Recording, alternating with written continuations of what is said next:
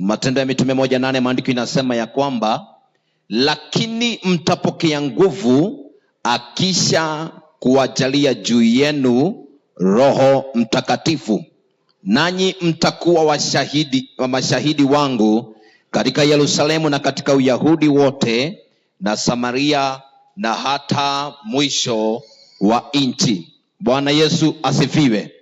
Maandiko haya yanasema ya kwamba mtapokea nguvu Roho Mtakatifu atakapokuja juu yenu. Maandiko haya yalinenewa wanafunzi na wakaambiwa ya kwamba na mtapokea nguvu Roho Mtakatifu akisha kuja juu yenu. So wapendwa, where we are gaining our power, mahali huwa tunatoa nguvu zetu kama Wakristo ni kupitia nguvu za Roho Mtakatifu. Bwana asifiwe sana. So ukitaka kuwa na nguvu za kiroho, ukitaka kuwa na nguvu za maombi, ukitaka kuwa na nguvu za kutafuta Bwana, kitu ya kwanza, you must desire the Holy Spirit. Lazima utamani Roho Mtakatifu, kwa maana mtapokea nguvu akisha kuja juu Roho Mtakatifu juu yenu. Kisha maandiko inasema ya kwamba na mtakuwa mashahidi. So kama unataka kuwa mshahidi mwema wa Bwana, lazima uwe na Roho Mtakatifu. Hapo ndipo utaanza kushuhudia matendo yake. Bwana asifiwe. Najua sometimes wakati niliokoka, mimi nimetoka katika familia ambayo I was the first person to be saved. Nilikuwa mtu wa kwanza kwetu kwa familia yetu yote kuokoka. Na nikatamani nguvu za Bwana nikiwa tu na umri wa miaka 12. Niliposikia injili kihubiriwa, nikatamani kusikia injili hiyo. Na nikasikia katika hiyo injili wanamkesha, nikaenda ya Bishop Gasoi. Wakati nilienda injili hiyo, wakauliza nani angetaka kuokoka, nilikuwa wa kwanza. Sasa niweke hadithi hiyo fupi, nilipookoka nilitamani nguvu za Bwana sana, kwa maana kwetu ndiko kulikuwa kuna piko wa chang'aa. Kwetu kwa nyumba ilikuwa club. Mama alikuwa anazuia hapo na vikombe za chai. Hata ungefanya mistake ukose kugaragaria kikombe, ungekunywa hiyo chai usikia si chai ya kawaida, kwa maana ilikuwa inauzia wapi? Kwa nyumba. Sasa baada ya kuokoka nikaambia Bwana, ningetaka nguvu za Roho Mtakatifu na hizo nguvu zibadilishe jamii. Haya, nikaokoka, nikaanza kutafuta Bwana mpaka mahali nilifika nikiwa darasa la 8.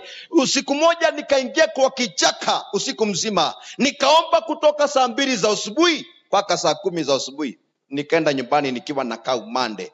Mama yangu akasema, huyu sasa mahali amefika anaenda akikuaga wazimu. Lakini nilijua ya kwamba ili familia iweze kubadilika, sihitaji nguvu zangu mwenyewe, nahitaji nguvu za Roho Mtakatifu ili aweze kubadilisha familia. Baada ya siku kadhaa nikang'ang'ana tu kuomba Bwana, nikaambia Bwana, nataka utubadilishie hali, utujaze na nguvu za Roho Mtakatifu, maliza hii biashara. Niliomba miaka kadhaa Roho Mtakatifu, kumbe kupokea nguvu. Ndio Reverend, nilijua ya kwamba ukikula ugali saa hii au upokeage nguvu saa hizo, lazima ufanye nini? Hiyo ugali ifanye kazi ndani ya mwili. Sasa shida yetu ni ya kwamba tunataka kuomba saa hii na kuona maneno yanatendeka saa hii. Ili uwe na nguvu za Roho Mtakatifu, unahitaji aingie ndani yako, aanze kugenerate na kufanya kazi ndani yako. Hebu tazama, wakati wa miaka ile kulikuwa na baiskeli ambazo zilikuwa zinatumika, na hiyo baiskeli ilikuwa ya dynamo. Na ile baiskeli kwa mguu ya nyuma kulikuwa na kakitu kako hapo kanakaa kamtungi kadogo tu, na huo nako kamtungi ilikuwa inasaidia ile taa ya baiskeli kuwaka. Na ile taa ya baiskeli ili wake ni lazima ungechochea baiskeli. I remember siku moja nikapatiwa baiskeli niende nayo Kisiagi. Nilipoenda nayo Kisiagi, kumbe sikuwa najua kuchochea baiskeli. Nilikuwa naendesha ile matanga nusu nusu. Unajua ile nusu nusu huwezi enda full. So wakati nilikuwa naendesha nusu nusu, haingewasha ile taa. Unaona, ile taa ilikuwa inawashwa na kuchochea zaidi. The more ulikuwa unachochea, the more ilikuwa inapata mwangaza. Na hapo nikasoma namna gani? Wakati unaenda kanisa nusu na ushirika nusu, kuna kitu haitaangaza vyema ndani yako. Lakini wakati umejaa nguvu za Roho Mtakatifu, huyo Roho Mtakatifu lazima umchochee, na ukimchochea, hapo ndipo unapata nguvu, hapo ndipo unapata mwangaza wa Bwana. Hautapata mwangaza kama hautachochea kipawa cha Roho Mtakatifu ndani yako. Lazima uchochee.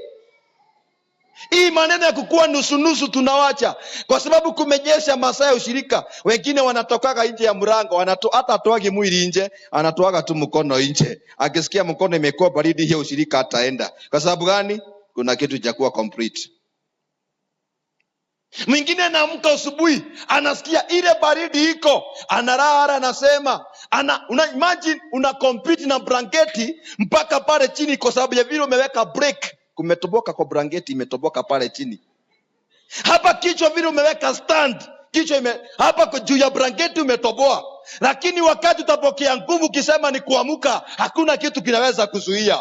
Bwana asiwe sana. Kile ambacho kitatusaidia ku make decision ya once bila kufikiria mambo mengine, bila kubishana na mambo mengine, ni nguvu za Roho Mtakatifu zitakusaidia kuinuka katika jina la Yesu. Bwana asifiwe sana. Unajua, wakati tulikuwa tunafunzwa kubeba mtungi, Reverend ilikuwa mjanja, najifanya mjanja, kwa maana kwetu kulikuwa na milima. Mama na ngoja aende mbele. Akienda mbele, kwa maana kimtungi tulikuwa tunafunzwa kubeba na mgongo na ni mzito, nilikuwa na make sure mama songa, ukiniachacha kidogo najifanya nimeketi na mwaga maji nafika nusu. Kumbe hatari ya maji nusu kwa mlima. Unaenda mpaka mara nyingine nikafika mahali nikasikia mtungi umeniweza, nikaanguka chini. Mama kashangaa, amesikia kijana akipiga nduru. Amepigishwa nduru na nini? Ile kitu ilikuwa imejaa, amepunguza. Kuna washirika wamepigishwa nduru kwa sababu yakosa kujaa roho. Magonjwa kidogo, oi, mpaka homa. Kanisa inakupigisha nduru, haukuji, inakurudisha nyuma. Unasema niende kanisa ama nisiende? Unasikia inakwambia usiende. Unasema wacha nilale. Hata Reverend akikupigia simu akuulize weko, ili ajue uko na homa, kitu ya kwanza unaanza, hello Reverend, niko na homa Reverend, sitaweza kukuja. Bwana asifiwe sana. Lakini mtu ambaye amepokea nguvu anajua ya kwamba kwenye kanisa la Bwana walio na roho wakienda pale kutafuta Bwana, wanaenda na wanapokea uponyaji wake. Jina la Bwana lipewe sifa. Siku hizi tumeandarete kanisa ya kwamba hata ukiwa na ugonjwa kidogo hauwezi kuja kanisani, lakini wakati utakuwa na nguvu za roho unasema naenda kwa imani na nitapokea uponyaji. Unatambua nguvu za Bwana, unatambua uwepo wake. Hata ukiwa na magonjwa unasema nikienda pale nitapokea nguvu na uponyaji. Bwana asifiwe sana. Wengine ni mpaka udanganyifu na wameokoka. Kwa sababu gani? Kuna kitu kimekosa ndani yao. Kitu kinaitwa Roho Mtakatifu hufanya dhamiri za mtu ziwe uhai. Mwingine mpaka atadanganya pastor wake, Reverend anampigia simu ili amuulize umefika wapi. Ili Reverend ajue anakuja, anafanya hivyo. Kai, simu ya Reverend ndio hii. Anajua wewe lazima nitakuchanganya. Kwa sababu ana roho haimstaki, anachukua. Ili ujue venye amekuja, anakuambia anafanya hello, nako kwa nyumba, nakuja sana, ninakuja. Unakuta mtu yako kwa nyumba, lakini anafanya namna gani? Anafanya hivi, mimi nimekuja sana, mpaka unasikia akifanya kukuja. Udanganyifu. Kwa sababu gani? Kutokuwa na Roho Mtakatifu. Haya, nilikuwa nimeitisha hii maji ili nikuonyeshe kwenye kitabu cha Ephesians chapter number 1. Wacha tuingie pale kwenye kitabu cha Ephesians chapter number 1. Waefeso 1:3. Maandiko inasema, Waefeso 1:3, atukuzwe Mungu Baba wetu Yesu Kristo aliyetubariki kwa baraka zote za rohoni katika ulimwengu wa Kristo, ndani yake Kristo, kama vile alivyotuchagua katika yeye kabla kuweka misingi ya ulimwengu, ili tuwe watakatifu na wasio na hatia mbele zake katika upendo. Kwa kuwa alitungulia kutuchagua ili tufanye wanawe kwa njia ya Yesu Kristo, sawasawa na uradhi wa mapenzi yake. Bwana asifiwe sana. Sasa nataka kukuonyesha ya kwamba the work of the Holy Spirit. Kitu ya kwanza, when you receive the Holy Spirit, you receive the mark of seal. The mark of seal inamaanisha ya kwamba seal ni kama hii. Nataka uiangalie vizuri. Hii maji imesiliwa na imewekwa seal na kuonyeshwa ya kwamba ni kampuni ya Quencher. Sijui kama mpaka hapo umeelewa. Ni kampuni ya Quencher imeweka chapa kwa hii maji. So seal inaonyesha the mark of ownership. It can't be owned by another company. Haiwezi milikiwa na kampuni nyingine. Kwa hivyo ni kumaanisha ya kwamba this water can't be terminated. Haiwezi sumbuliwa ama mambo mengine haiwezi wekwa ndani, kwa sababu tayari imewekwa chapa kuonyeshana ya kwamba ni original. Wakati tumewekwa chapa, tunaonyeshwa ya kwamba we are originality, yani tumemilikiwa na Mungu. Wakati umewekwa nguvu za Roho Mtakatifu, umemilikiwa na Mungu. Wakati shetani anakuja kukupata, anapata tayari uko na seal ya mwenyewe. Bwana asifiwe sana. Unajua hatari ya kutokuwa na seal ni gani? Naomba nitumie mpaka hii, alafu mchungaji naomba tu nifungulie hii. Hatari ya kutokuwa na seal ni gani? Mwenye hii kampuni amesema ya kwamba ukienda kwa duka upate haina seal, usinunue. Ni kumaanisha ya kwamba hii maji haina seal. Na kama haina seal, hawezi jua kama ni original. Hawezi jua kama ni mtu alichukua kutoka kwa tangi akaweka hapa ndani. Hawezi jua kama maji haya ni original. Kwa sababu gani? Kuna kitu imekosa seal ya ownership. Na kwa hivyo wapendwa, wakati tumekosa the seal of ownership, inamaanisha kwamba tunaweza milikiwa na anybody. Sasa maji haya yanaweza enda, wacha uone, yanaweza enda kwa sababu haina seal. Nataka tu niulize swali rahisi tu hapa. Rafiki yangu nitamuuliza swali rahisi tu. Weke tu ndio nimalize hii. Uone hatari ya kutokuwa na Roho Mtakatifu ni gani? Sasa hii maji haina seal. Na kwa sababu haina seal, ninaweza iduplicate, niitumie na njia nyingine. Na kuitumia na njia nyingine ni kusema namna gani? Ninaweza weka karatasi nyingine hapa na niandike Ogut Water. Nikiandika Ogut Water, niweke siri yangu hapa. Nimetoa kwa yule ambaye alikuwa original. Na nimefanya hivyo kwa nini? Kwa maana kulikuwa na seal ikaondolewa. So inaweza milikiwa na anybody. Inaweza fidiwa maneno na mtu mwingine anyhow. Mtu ambaye ana Roho Mtakatifu anaweza fidiwa, yani anaweza wekwa maneno ndani yake na mtu yeyote na kubali kuyachukua. Na hapo ndipo unapata ya kwamba watu waliookoka wanaenda wanasikia injili nyingine wanaweka. Unapata huyo anaweka. Hata ingine nilisikia anauziwa kitambaya na maji ya chumvi. Ukifungua biashara na mwaga. Ni mtu amefidiwa maneno yake. Ana maneno. Kwa maana ile maneno ilikuwa hapa, ilikuwa ina define kile kiko ndani. Na ile iko ndani ilikuwa ina protectiwa na seal. Sijui kama unaelewa.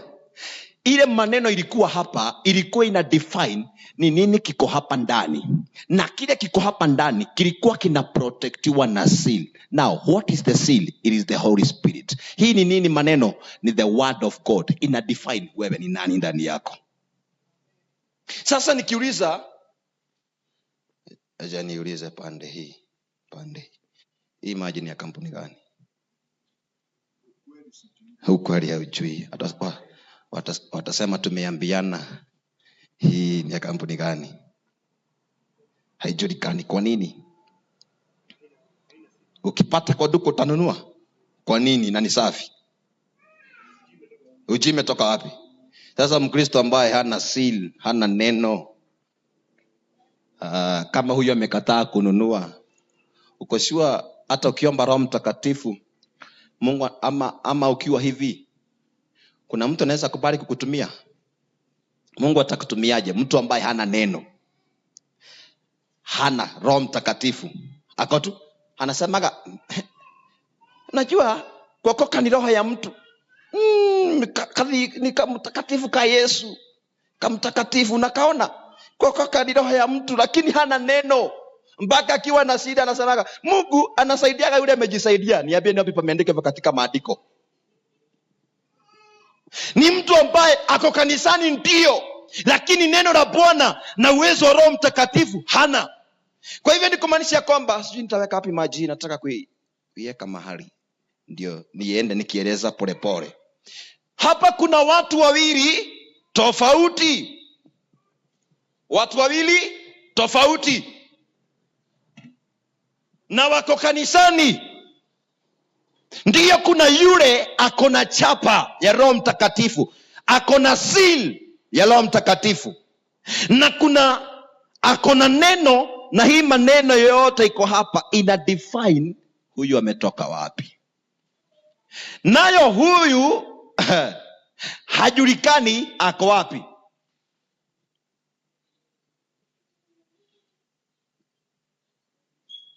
Sasa huyu mtu akiweza kutwa na anyone, aone hana neno ndani yake, anaweza kuja hapa. Lakini akikuja kwa huyu, anaona huyu. Sasa kama hii maji imeandikwa sodium ni kiasi gani, potassium kiasi gani, so haiwezi ongezwa kitu ingine, kwa maana already maneno ina define kile kiko ndani. Tunaelewana? Sasa huyu hajulikani ndani yake kuna nini. Nataka utafakari mtu ambaye hajui nini kiko ndani yake, si unaweza weka anything. Na hivi ndivyo unapata ya kwamba mtu ambaye hana Roho Mtakatifu anaweza weka anything. Akienda kwa TV anaweza fidiwa anything. Akienda mahali watu wengine wakizunguka na mainjili tofauti, anaweza fidiwa anything, kwa sababu ndani yake hakuna kitu cha kumdefine. Lakini wakati kuna divination, nakumbuka kuna watu walikuwa wanahubiri injili ya kuzunguka, na nikagundua ya kwamba si injili thabiti. Tulipokuwa tukiongea, nikimwambia Bwana asifiwe, Bwana Yesu asifiwe, hataki kusema amina. Nikamuuliza, nyinyi mnahubiri nani? Hawajibu. Nikamwambia, mimi niko na Kristo ndani yangu na sihitaji tu vitabu twenu. Already wakaenda, kwa maana waliona huyu hawezi kuwa wakufidiwa maneno mengine.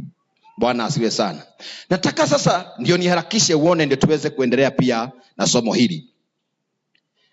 Huyu sasa anaweza tumika anyhow. Anaweza tumika anyhow, kwa sababu hakuna kitu ambacho kinamzuia kutumika anyhow.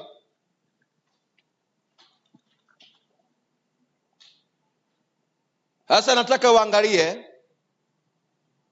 mtu ambaye sasa amefidiwa. Sasa huyu ako, takusumbua mchungaji, nichoteka mchanga hapa. Nataka uangalie watu, mtu ambaye ako na Roho Mtakatifu na mtu ambaye alikuwa na Roho Mtakatifu lakini ameanza kuondoka polepole, kwa maana anatumika anyhow. Wakati uko na Roho Mtakatifu na uko na Roho Mtakatifu na neno la Bwana linakusaidia kuwa protected. Haya, protected namna gani?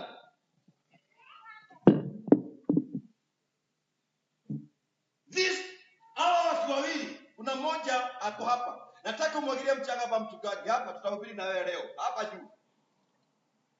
Haya, huyo ameprotektiwa, uchafu hautaingia ndani yake. Kwa maana kuna chapa inayozuia uchafu kuingia ndani yake.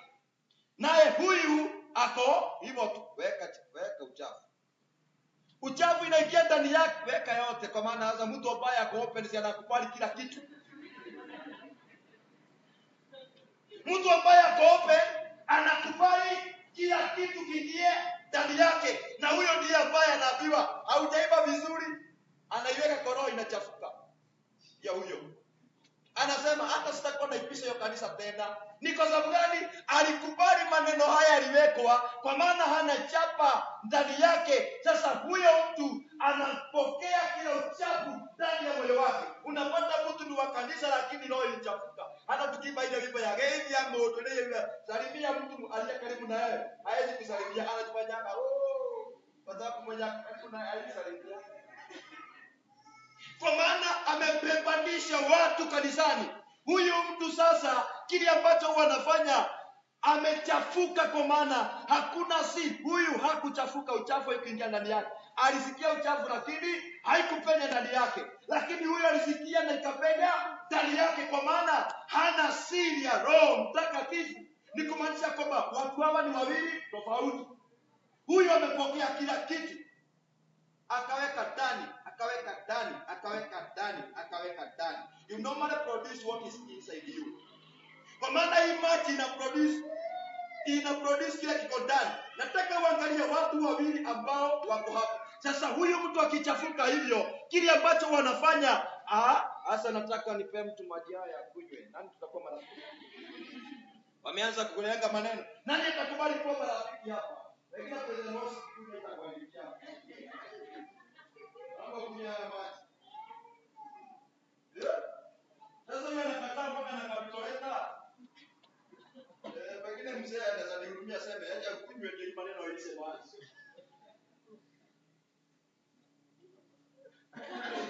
Nikikunywa kwanza nasema kunywa pamoja. Ameyakataa kabisa. Kwa sababu gani? Sasa Roho Mtakatifu atakukubali namna gani ukiwa mchafu? Kama kabisa wamekataa, pengine mtoto atakubali. Mpaka mtoto amekataa.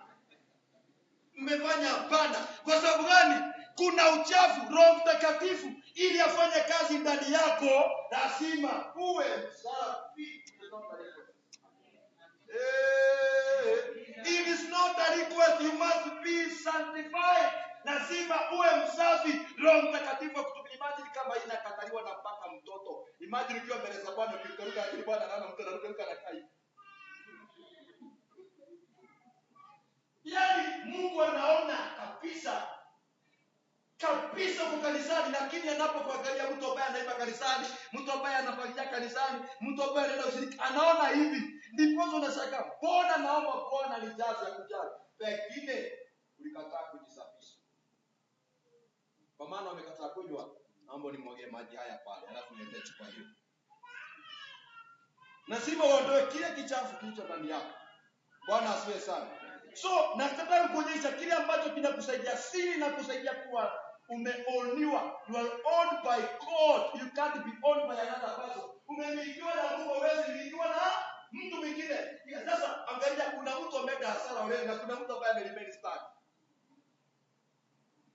Haya, niletee ile microphone. These people, sasa tuseme mikono yangu it is the church. Si ni kweli? Now these people, they are the same church. Waangalia kanisa ambayo ni moja. Lakini kuna mwingine ambaye shida ikikuja, akifinyiliwa na mashida lazima atapiga sauti. Nani huyo? Wako katika mkono the same, lakini kuna yule ambaye akifinywa. Sasa angalia huyu, akifinyiliwa na maisha, bado ni stable. Kwa maana the Holy Spirit inafanya tunakuwa justified. Roho Mtakatifu anatutosheleza. Kuna mwingine kwa sababu kanisani, kwa sababu ana Roho Mtakatifu tunacheka kanisa, huyo ndiye laki na huko barabara kifanyaka. Akisikia tunaenda kusaidia watu, yeye ndiye anaenda na huko akifanyaga nini? Huyo anyamazagi kwa maana ako empty, kazi yake ni kunungunika. Akisikia project tunaendelea, tunaenda shirika. Lakini huyu sikia, unasikia kitu kweli? Pia mwenzako ukisikia unanegena una dalili ya roho. Hapo mwenzako kama unapiga, mwambie tu kama unapiga kelele na kunungunika, mwambie roho hakuna.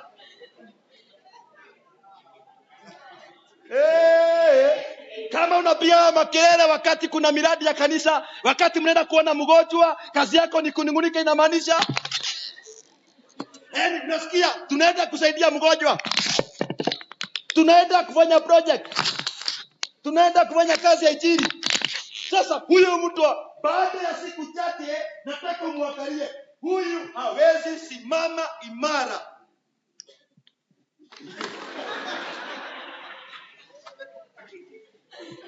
Lakini huyu atasimama imara. Akiweko kwa miradi ya kanisa, anasimama. Lakini yule ambaye ana roho, ukimweka kwa miradi ya kanisa, wanajilalisha. Wakisikia project ya kanisa wananyamaza, baada ikimalizika ndio wanachomoka. Alienda karara. Abia meza ukijara hautarara. Bwana asifiwe sana. Amen. Ukijaa roho kwa kasi ya Bwana, utakaa ukiwa umekesha. Kwa maana chupa hii, unaambiwa angalia watu hao wawili. Waangalie kabisa, waangalie vizuri. Huyu hana neno, hana siri, na hana roho ndani yake. Huyu ako na siri, ako na neno inamdefine yeye ni nani, na ako na Roho Mtakatifu ndani yake. Sasa nataka uimagine. Nichokoza Reverend kidogo. Nataka uimagine mgeni ameingia pale, mgeni ameingia pale, unaweza keti ndugu yangu. Mgeni ameingia pale, apate Reverend na hiyo chupa hapo. Atamwangalia si tu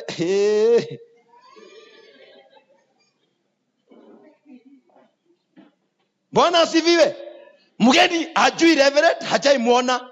Alafu amekuja kusoma ibada, apate Reverend na ile chupa pale. Atafikiria nini? Kuna mahali hakuendi vizuri. Now can you imagine tukiwa na watu kama kanisani? Mungu akikuja hapa na angalia, anaona hivi. Saa hii mtu huyu nikienda na yeye barabarani, nitaenda na marigo kidogo, na si ya bekari, lakini nasikia nikiwa special nikienda na.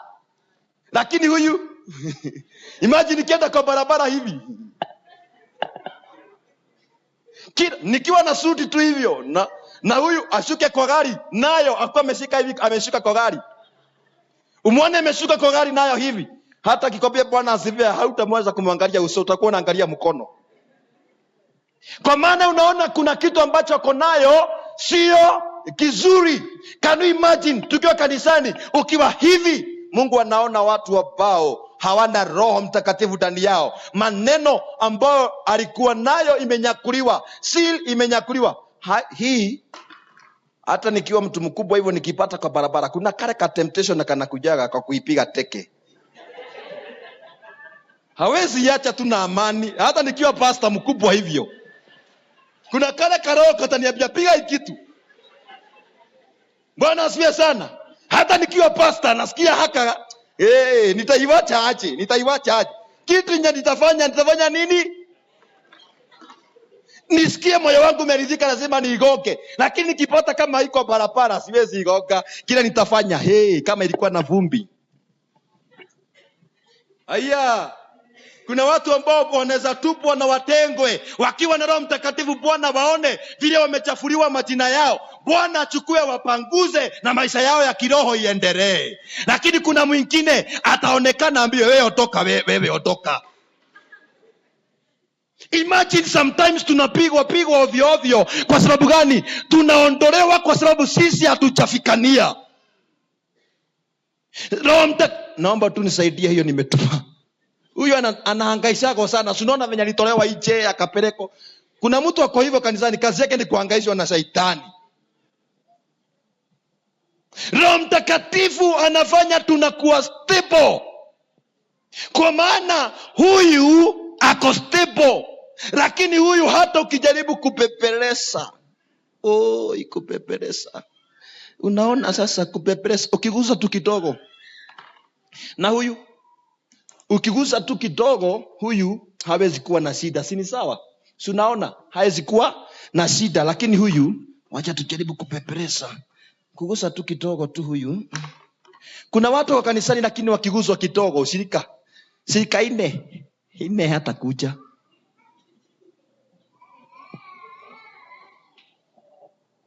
Watu wanasema pastor rudia hapo, wacha nirudie.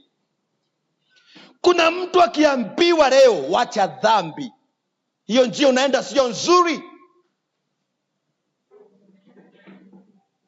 analala. Mimi naomba Bwana tusaidie sana. Roho Mtakatifu akuwe ndani yetu. Sasa hebu angalia, huyu amefinyiliwa na huyu tu ni kunaona. Roho Mtakatifu anafanya anametameta, lakini huyu ni kufinyiliwa, na amefinyiliwa kwa sababu ya kelele kila wakati.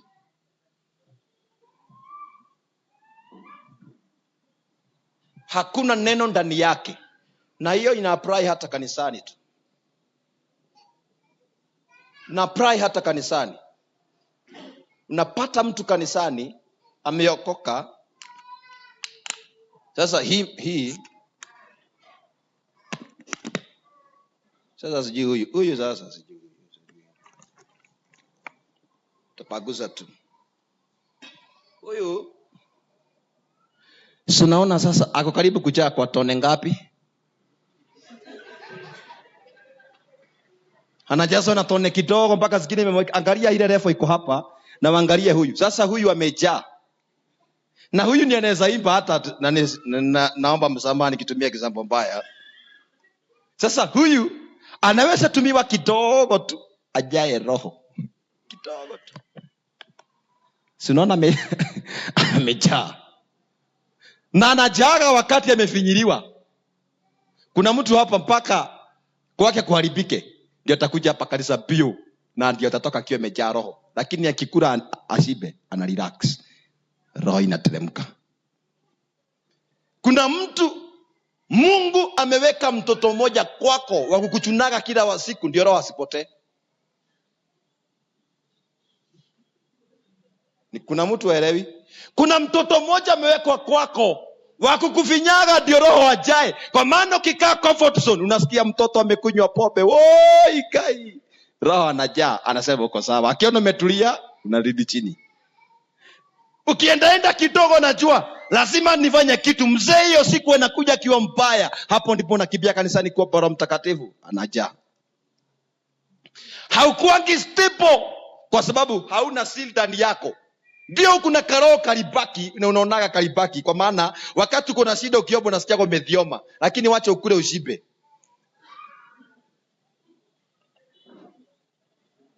Wacha ukule ushibe, unakaa comfort zone. Wakati kumeungua na kumeharibika kanisani bio, hapo ndio unasema nimeona uso wa Bwana. Na sasa mtu kama huyu anakuwa na shida kanisani, hata akiimbisha. Kama ana aliimba vile roho alimfinyilia mpaka akaamua kuzama. Karibu Yesu, karibu Yesu. Akazama. Akaimba vizuri akazama. Akitoka ibada atenda kilizaga watu. Leo mumeona aje? Leo mumeona aje? Leo nimeimba aje? Umesikia aje leo?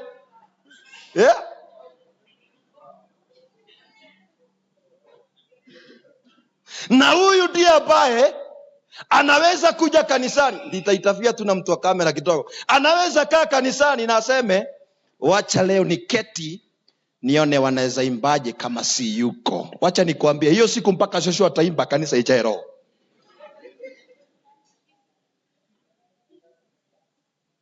Mtu ambaye ako nusu anakuanga na kiburi. Anaweza kaa kanisani tu chini waseme, wacha leo nikose kwenda kuiba kwaya, nione wataongoza hiyo makinya na nani. Wacha nikuambie wataongozwa, kwa maana wakati hukuweko walikuwa kanisa ilikuwa hapo, na wakati utatoka kanisa itaendelea. Sasa watu wanasema pastor umeongea vibaya. It is the truth. Nakumbuka siku moja mtu kanisani kwetu, nikamwambia hii masaa ya kupiga keyboard, wewe unapiga keyboard lakini unakuja kanisa saa 5. Hadi ndio uone venye kutakuwa bila. Nakwambia, trust me or not, kijana wa class 5 alifunzwa keyboard akaweza kushika kumuliko yeye expert.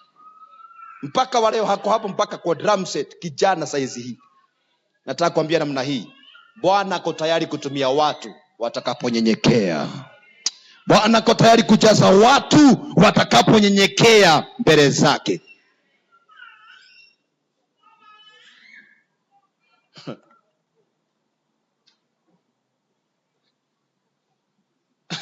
Ati unakosa kuja kanisani mapema utese kanisa. Sioni.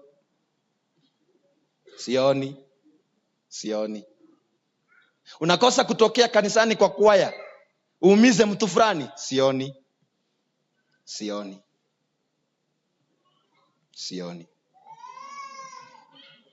Sasa kuna watu ambao kama hawa, kwa maana wako open. Suliona walikuwa wamechafuka, wakifinyiriwa na maisha, kile ambacho kiko ndani yao ndio huo wana produce. Sasa nichote mchanga tena, maana ulipoteza. Je, tukibia kidogo kwa hiyo lesson ya the word. Sasa tuko lesson ya the seal, the important yake. Ni wewe tunangoja. Naona venye uchafu inatafutiliwa. Watu wanatafutilia uchafu hivyo kukuletea uchafu. Ati waliongea yako na uko hapa kuweka. Hebu angalia venye uchafu inaenda kutafutwa pale. Mpaka sasa hii hajaona uchafu si wale. Hivyo ndivyo watu wanaenda kutafutilia uchafu. Wanaenda kutafutilia maneno yako unaletewa na uko pale unakopokea tu. Hata naona wanitakiagi mazuri. Hebu angalia. Angalia uchafu venye natafutiliwa. Na wewe uko hapa kukuja kupokea uchafu imetafutiliwa na huko unakuja kupokea. Sasa ikiletwa walinena yako hata uibagi vizuri, hata naonaga wanitakiagi mazuri, unaweka kwa roho. Sasa ukiweka kwa roho, kile ambacho kinafanyika unakorogeka, unachafuka, kwa maana una Roho Mtakatifu. Wakati utafinywa na watu, kile utaanza kuproduce ni nini? Tutapanguza tu, si ni kweli? Anaanza kutoa. Na huyo ndio mtu kanisani unaweza sikia, nitumie example hata nikiwa hapa.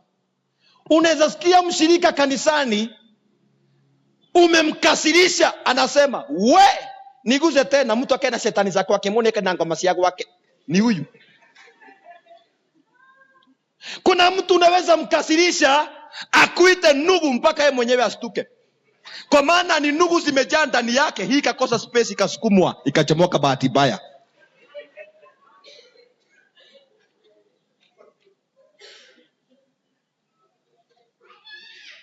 Bwana asifiwe sana. Ukiona mtu akitana tunugu, ni tunugu tumeproduce twingi ndani yake. Hii ikakosa space, ikachomoka bahati. Na ndipo unaona anaitananga mpaka anafanya vile mwenye anashuhudia imechomoka wapi. Ni hiyo imefukuzwa, iondokee hizo zingine spaces baki.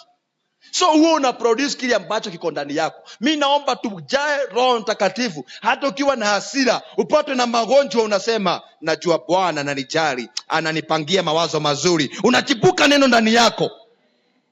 Lakini mwingine nitumia neno ya Kikuyu alafu nitaitafsiri. Mwingine mchokoze, ndio unakutaka mama anajuaga, anaweka mguu mmoja mbele, kiuno inashikwa, kimpata kifanya hivi, ondoka hapo.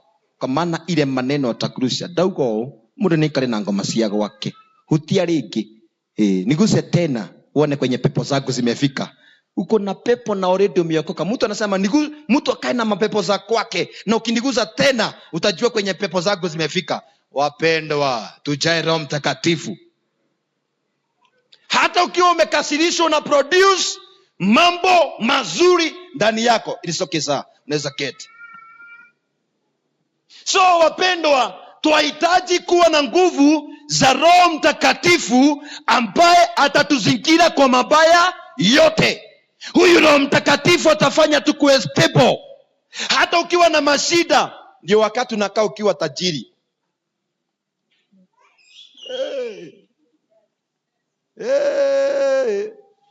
Sometimes Roho Mtakatifu anakusaidia kujijaza. Hauna pesa, lakini unasema kwa hii project niandikwe mabati 6 na saizi hauna hata moja. Kwa imani na nguvu na ushujaa unasema nitajenga kanisa la Bwana. Unajijaza. Sometimes I remember nikajijaza. Sasa huyu mpaka kuna stress kwenye atawekwa, kwa maana atachafua watu huku. Siwezi kaa nayo. Unaweza kaa na mtu mchafu.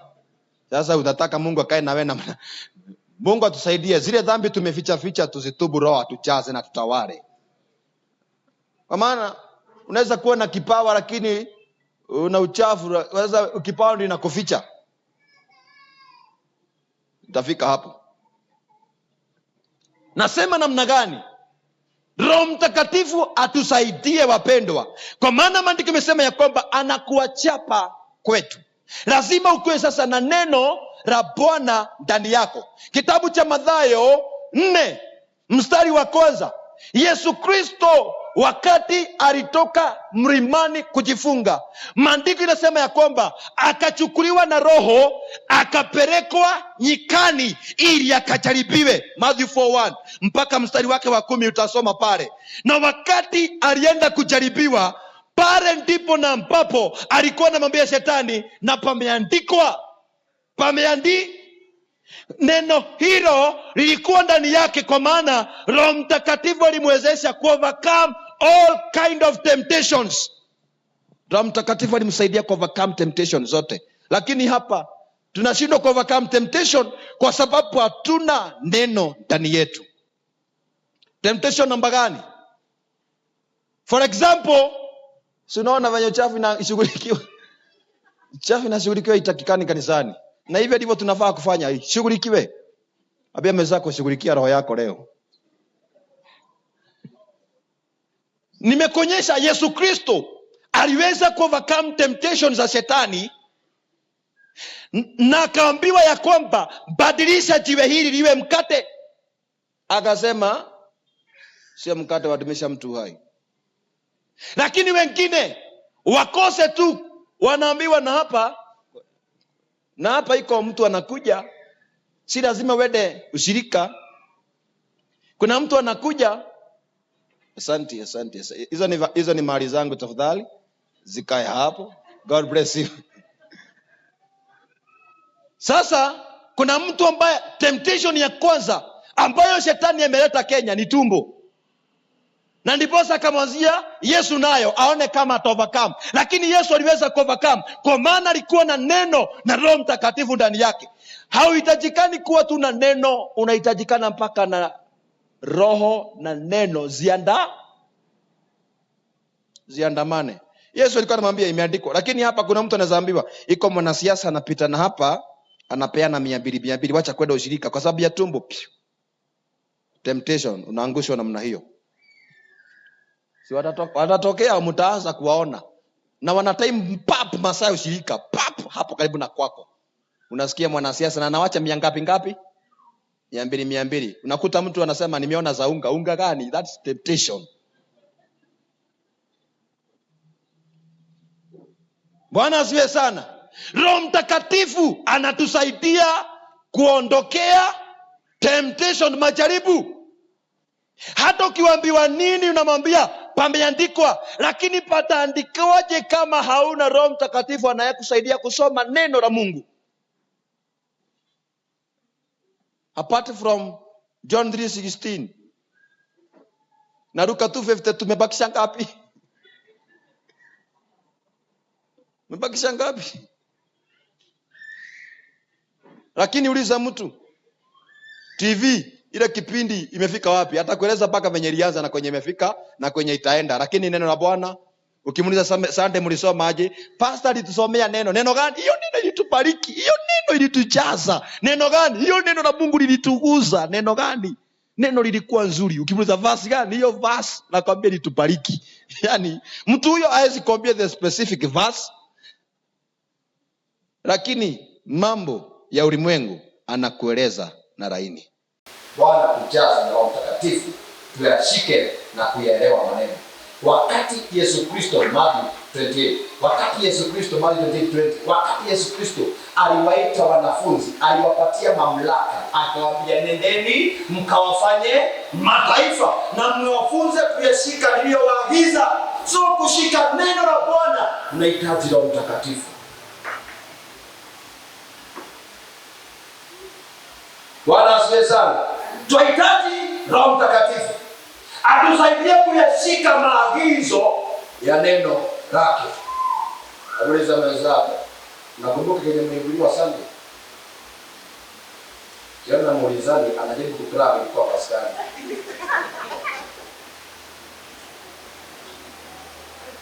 Anajaribu kugrab kwa wastani. Hata nisiulize na raibu ulishika nini ya sana. Ili Mtakatifu atusaidie katika jina la Yesu. Bwana asifiwe sana. Kitabu cha Warumi 8 mstari wa 16, the book of Romans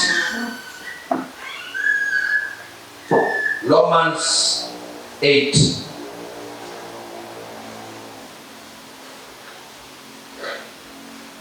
Romans 8 verse 16.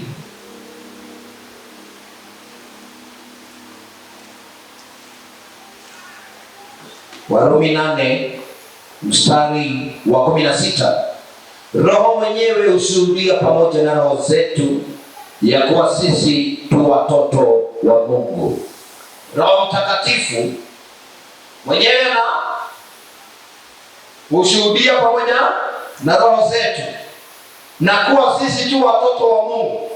Ni kumaanisha kwamba Roho Mtakatifu anashuhudia pamoja nasi. Kwa sababu gani? Sisi ni watoto wa Mungu. Na ndiposa Yesu Kristo alipoenda akawaacha wanafunzi, aliwaachia Roho Mtakatifu ili awe msaidizi wao. Ni kumaanisha kwamba Roho Mtakatifu ni urithi. Na urithi upokewa na watoto wa boma. Sasa siwezi enda kuclaim urithi kwa kina Uhuru. Ni rahisi, nimekuja urithi wangu. Ukigawia watoto wako ukumbuke, hata Yesu, hata kiwa mnazo na mnagani, hawezi nipokea kunipea ile urithi kwa maana mimi si mtoto wake. So, unapokea urithi wa Roho Mtakatifu kwa kuwa mtoto wa Mungu. Na mtoto wa mfalme anapokea urithi wa kifalme na anafaa kukaa kama mtoto wa mfalme. Na nataka uimagine Mungu alituona tukiwa wenye dhambi, na baada ya kutuona tukiwa wenye dhambi akatoa mwana wake wa kipekee aturejeshe katika utakatifu. Hebu imagine saa hii haya uchukuliwe uambiwe kutoka leo utakuwa unakula chakula za mfalme. Kutoka leo utakuwa unavaa kama mtoto wa mfalme. Alafu upotee uende kwa street uanze kubeba magunia na maplastics. Hiyo picha kama nani? Elewane nianzie tena. Nasema hivi, imagine saa hii uadoptiwe na mfalme akwambie kutoka leo utakuwa unavaa kama mtoto wa mfalme, utakuwa unakula chakula za kifalme. Alafu upotee uende kwa street uanze kuokota plastic ukiweka kwa magunia na kuvaa atavaa. Nani ataumia? Ni wewe kama ni mfalme. Na kwa nini sisi ambao tumepokea urithi wa Mungu tunaacha urithi wa Roho Mtakatifu na tunaanza kuokota maneno ya dunia na kuyaweka ndani yetu? So, Roho Mtakatifu anakusaidia kuondoa uchafu ambao ulikuwa nao siku ya kwanza. Mtu ambaye ametolewa kwa street lazima asafishwe ya nare, alafu akae hapo kwa mfalme. So, sisi tulikuwa katika street ya dhambi, tukasafishwa na damu ya Yesu. Roho Mtakatifu atawale ndani yetu, anatusaidia katika udhaifu. Bwana asifiwe. Roho Mtakatifu anatusaidia katika madhaifu. Huyo tu ndiye ambaye hawezi kuacha katika udhaifu. Hiyo haiwezi kuacha katika udhaifu. Watu wengi wanaweza kuacha katika madhaifu. Hata rafiki yako anaweza kuacha katika dhaifu. Bwana asifiwe sana. Lakini Roho Mtakatifu anatusaidia katika udhaifu wetu.